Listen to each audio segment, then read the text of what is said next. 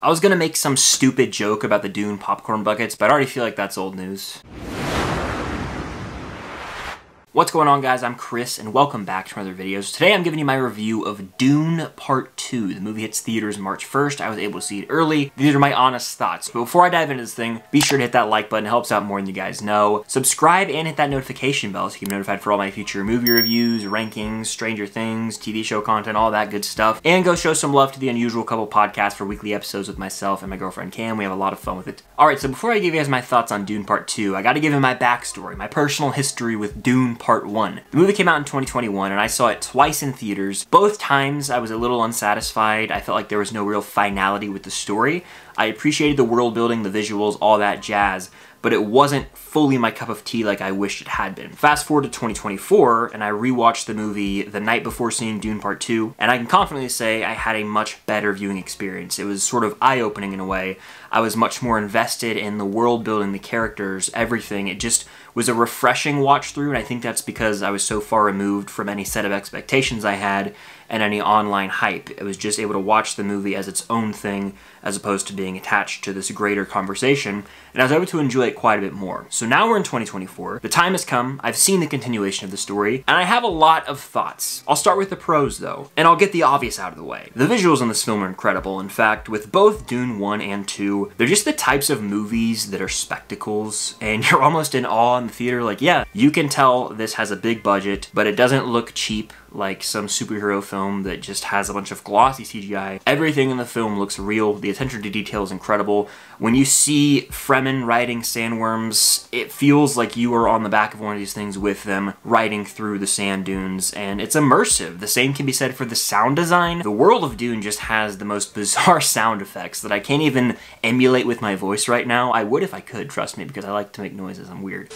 And Hans Zimmer's back at it again with another banger of a score. I would be surprised if it didn't get nominated for an Oscar, but it could even win. I'm sure something else will arise that might be able to take its spot, but still, my seat was rattling in the theater because of how booming the film was. And that just added to the immersion, which I have to tip my hat to. Also, this movie trusted the audience to understand the mechanics of this world. In the first film, so much time was devoted to showing us the dynamics of characters, the roles of characters, but also just how they collect spice on the planet Arrakis and how they have all these different ships and pieces of technology they use to navigate the desert. Even the walk that the Fremen do through the desert. Like, there are so many little details from the first film that come back to light in this, and the film trusts the audience to understand that, and it works. Because the first movie, again, spent so much time building up this world that it doesn't really miss a beat when it comes to Dune Part 2. And then, of course, you've got the performances in this movie. Everyone's great in the first Dune, but everyone's on another level in this movie. Specifically, Timothée Chalamet. I mean, he's got this movie on his back. He is the lead character, Paul Atreides, and he's got a lot to do here. There are moments where he rises to the occasion. You buy into Paul taking on this leadership role, and he's got some quality yell scenes. That's what I like to call it. Whenever you've got, you know, Leonardo DiCaprio in a movie, you can almost guarantee he's gonna have one outburst scene. Well, Timothée Chalamet has a few here, but he's also got the more subtle moments as well, where he's questioning, am I actually the Messiah for these people? And he's questioning his role in this world. So he brings his A game. Zendaya is great here. She's got a lot more to do. She's in the first movie for maybe 10 minutes, and that's honestly a stretch. She takes on a much greater role in this film. But you've also got Javier Bardem, who has a lot more to do here as well. He shows his comedic chops, but also the dramatic performances there. The man's Anton Chigurh, for Christ's sake. And Rebecca Ferguson as well, outstanding. You've also got Austin Butler's Fade Roitha, and the man plays a psycho so well. You buy into this lunacy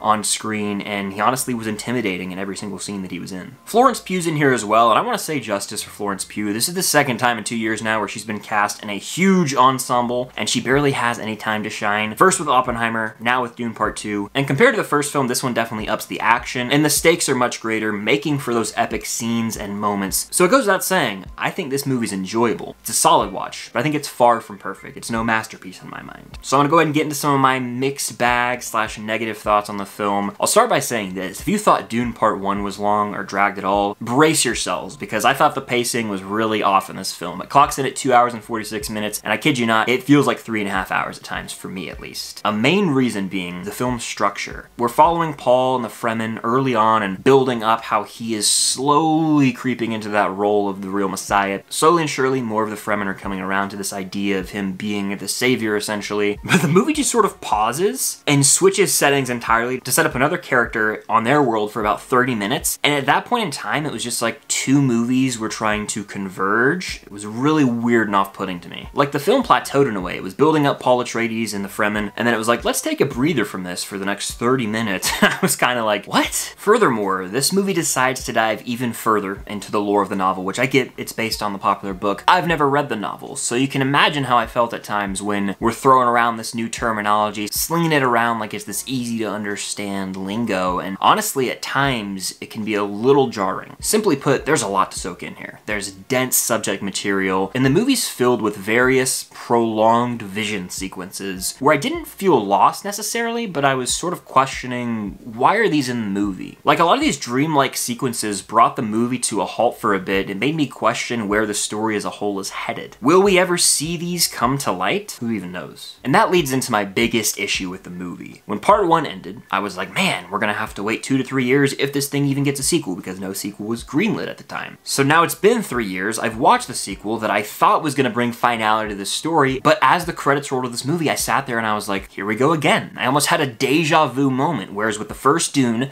the film ended and I was like, yeah, I enjoyed the journey, but I feel like there wasn't really any finality. With Dune Part 2, I thought for sure we were going to get closure on all the events from the first film, and in a sense we do. There are certain elements of the plot that are wrapped up. It still felt like we were building up to this epic climax, and right as things were heating up, the movie just decided to end. It wasn't as abrupt as something like, say, Fast X, but it did feel like we were still in the middle of the action. And again, just like with Part 1, no sequel has officially been greenlit yet, so it's just frustrating. To me as a viewer, I would have much preferred if they came out and said, hey guys, we're doing a Dune trilogy, so we as the audience could manage our expectations prior to going into these movies, because if I knew we were going to get 3 movies, it would be a lot easier to go in and understand, okay, the story in this film's probably not going to be concluded until the second film. And even then, when it comes to a lot of the great film trilogies, they're not as interconnected as this. Like Dune, I feel, and I said this in my Letterboxd review when I rewatched Part 1, which you guys should follow me on Letterboxd, link down below. I said, you know, when it comes to Dune, whenever this series is done, because at this point they could make 7 movies, and each time they could just leave you like, oh, find out what happens next in 3 years. But regardless, I feel like when all these movies come out, you're gonna have to sit down and watch them all in one sitting on rewatch. You're not just gonna say, I wanna watch Dune, and that's that. You're gonna have to watch the rest of it to see the entire story play out. Whereas with pretty much every other movie franchise and trilogy, you can watch one entry, it'll have a beginning, middle, and end, and you can be satisfied with that experience. With Dune so far, in both films, I felt pretty unsatisfied as the credits rolled because I'm like, man, it left so much more to be desired. And when it comes to the characters in the film, I am pretty shocked they didn't dive further into the emotional relationship between Shanti and Paul, because it's supposed to be this crux of the film, the core emotional relationship that everything else revolves around, and it felt surprisingly shallow to me. Like, obviously I buy into Zendaya and Timothée Chalamet in these roles. They're fantastic actors, some of the best of their generation, right? Their characters just weren't given enough in my opinion. I didn't fully buy into their relationship, which upset me because again, they teased, oh, this is coming with them, this is gonna happen with them, and we see visions of potential future outcomes of this relationship, but we still don't see where everything is headed. And again, with no sequel greenlit at the time of filming this, it just frustrates me. I wish they could have just come out and said, hey guys, we're doing a Dune trilogy, that way we understand. But apparently from what I've heard, again, I haven't read the books, this movie supposedly closed out the story of one of the Dune books and maybe started the story of another, and then there might be Dune Messiah. Like, how many Dune books are there? I don't know. I'm not invested in that lore, but just from a movie standpoint, it is frustrating to sort of feel like the film's not anticlimactic, but almost half climactic. Like, we got to the good stuff. We, you know, felt like we were getting rewarded for sitting through this 2-hour, 45-minute film, and then boom, we'll catch you in 2027, if that. So frankly, it's another case of I need to see the next movie to know how I truly feel. I said the same thing when I reviewed the first Dune. I was like, my thoughts on this could change whenever we get Dune Part 2, and now I've seen Dune Part 2. I like Part 1 more, and now I'm like, I could have changed thoughts when we get Part 3 or Messiah or whatever the hell's next. But overall, Dune Part 2 was a solid watch. Yes, I do think it overextends its stay and dives further into a lot of the lore from the book that can bog the pacing down at times, but genuinely, the grand scale is felt. Like, the stakes are higher and there are some epic action moments, and visually, these movies are feasts to witness on the big screen. I'd be lying if I said they weren't. Hans Zimmer, he did it again with the score, and technically speaking, the movie is an achievement, I've just come to the conclusion that with both Dune 1 and Dune 2, I like the movies. I think they're well made and I respect the craftsmanship. They're just not some of my personal favorites, and I desperately want to sit here and say, I love these movies, I adore them, they're some of my favorites. I rank them with, you know, Star Wars, Harry Potter, Lord of the Rings. That's just not the case for me. I'm aware a lot of people out there are over the moon about these films. I am so glad they are. I hope this movie is a success at the box office. I hope everyone loves it. I thought it was a solid watch. I just can't deem it a masterpiece or some groundbreaking film for cinema. It's enjoyable enough, but it's still left a lot to be desired. That's just my 2 cents though. So yeah, those are my honest thoughts on Dune Part 2. Let me know yours in the comments down below if you've seen the movie, as well as your expectations or predictions if you've not yet watched it. Of course, hit that like button as always, and consider subscribing if you haven't already. I am inching towards 100,000 subscribers. It means a lot if you guys could help me get there. But that's going to do it. Thank you guys as always for watching, and until next time, we'll see you guys later.